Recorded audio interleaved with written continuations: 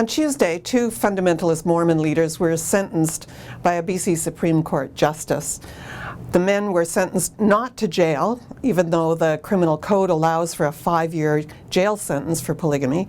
Instead, the judge sentenced them to house arrest. Winston Blackmore, who had 24 wives and has 149 children, was given 9 months house arrest. In other words, what happened is that Winston Blackmore was sentenced to go home and do exactly what he's been doing all along, all of the things that landed him up in court in the first place. His co-defendant, James Oler, was sentenced to 3 months of house arrest. It's a bit different for Oler because he's been banished from the Fundamentalist Church of Jesus Christ of Latter-day Saints. He can't have contact with his wives. He can't have contact with anybody in the community.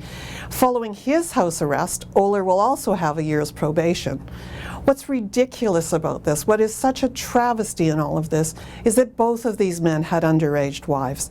Both of them were married to young girls who were as young as 15, but those charges were never laid against them because the British Columbia government diddled about and worried more about the constitutionality of the polygamy law than it was worried about the protection of children. Those children are now grown up. What happened today is no deterrent. If anything, these sentences will embolden people who want to practice polygamy. How could you possibly take this as a punishment to be sent home?